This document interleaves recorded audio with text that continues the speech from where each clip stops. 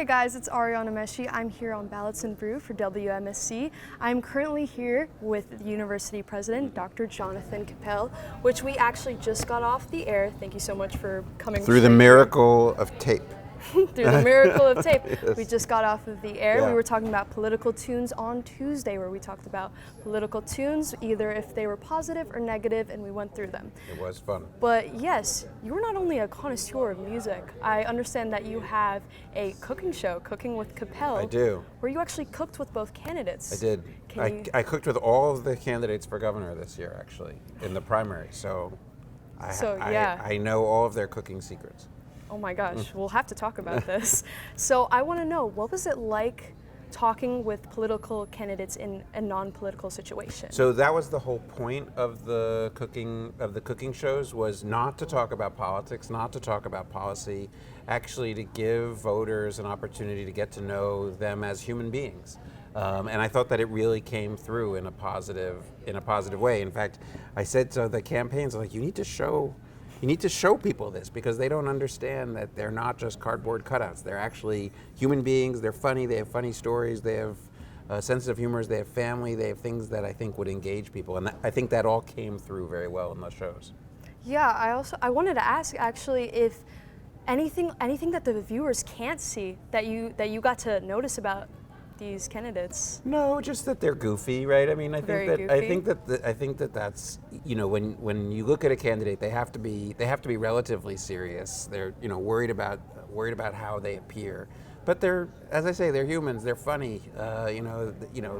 When you're in a kitchen and you make mistakes and you do silly things, it comes through. I think it came through even in the parts that were on the air. Yeah, not everything is all about the ads that you've been seeing. No. It's a funny thing. If you watch those ads, I happen to know Jack Citarelli and Mikey Sherrill reasonably well, and if you just saw them on the ads, you really have no idea who they are as people. I mean, it really doesn't come through. It's a shame in a way. And I'm not just talking about the negative and the positive. That you just don't get a sense of who they are as people. Yeah, it's really just cutthroat, and a very, very grays about their policies, but you don't see them as people. No, even the positive ads, right? They're not real people. They're characters in some sense. So we're very thankful for your show, because it did give a great insight into who they are as just people, just like us. So it was really nice. Yes. I do want to ask also, as you being a university president, I wanted to know, what policies do you look for when thinking about affordability in college and just funding in total? Well, higher education is intensely affected by public policy, both at the state level and at the national level. So the most obvious question is, well, where does higher education fit in as your funding priorities, right? Because you as a student obviously are concerned about tuition. Yes, I am. Tuition is directly related to the state investment in higher education. If we were having a conversation about tuition 30, 40 years ago, you wouldn't believe what people paid to go to college, because at that time, a big chunk of the university budget was paid for by the state. That's now down to somewhere around 22, 23%. So that's one question, is how do you see higher education fitting into the state budget priorities? That's the obvious thing. But it turns out that all the other things that affect cost of living have an effect on students. So if you're paying more for energy, if you're paying more for food, if you're paying more for transportation, that's going to affect your ability to go to college. So affordability, which is the big phrase in this year's election, that has a direct effect. That has a direct effect on students. Yeah, it does. How much can the governor really do when it comes to funding and also affordability?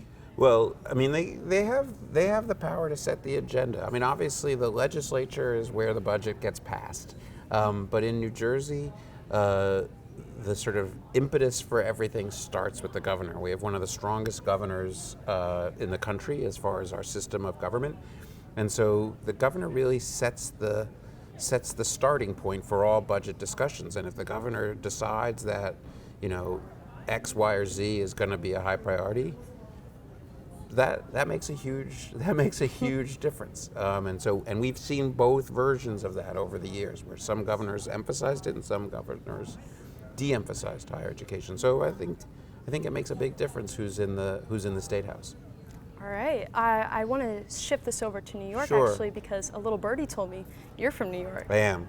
You are? You're from the Bronx, I believe? I'm from the Bronx, yeah, and I kind of grew up in politics in New York. My father was in politics my whole life, so I've always got an eye on New York politics, at least to some extent. He was a part of the campaign for Mario Cuomo, correct? Well, he worked with Mario Cuomo. I remember when I was a little kid, Mario Cuomo actually, it's funny, I hadn't really thought about this, but Mario Cuomo ran for mayor of New York against a guy named Ed Koch in 1978. I was a little kid.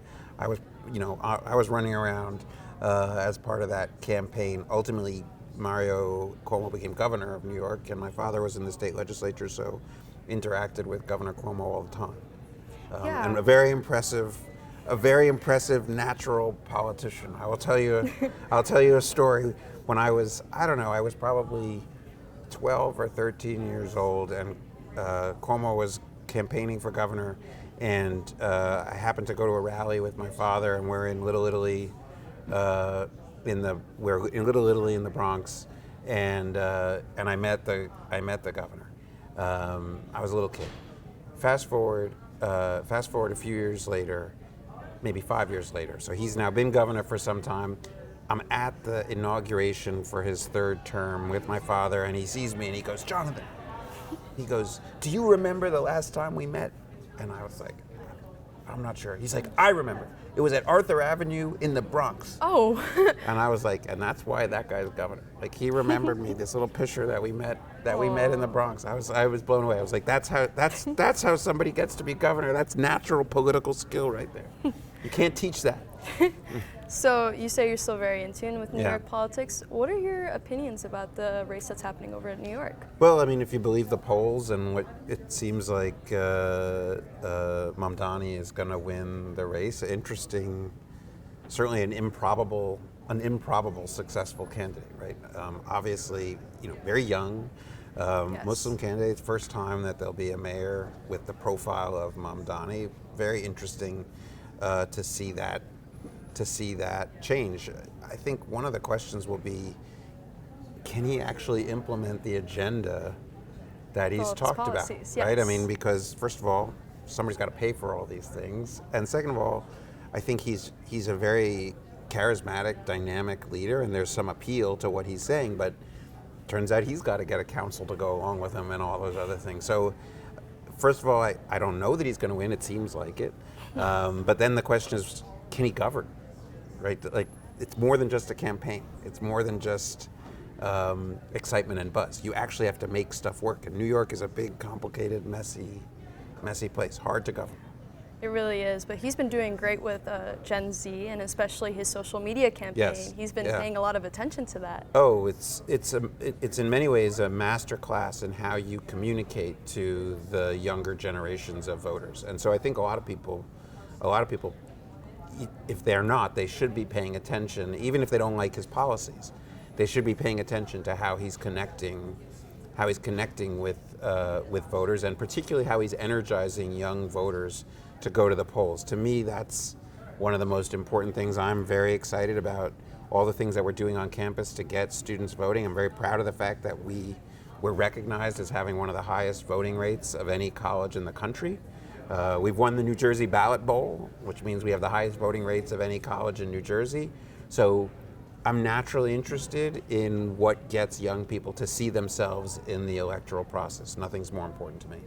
Absolutely. I want to thank you so much for being here again, especially right after our political tunes on Tuesday. Yeah, and this is part of it, by the way. Like, you guys are engaged. Like, you're paying attention to politics. I'm very excited by the activity here and all the young people who are paying attention to elections and think it matters. Like, that's absolutely terrific. So thank you for all you guys are doing.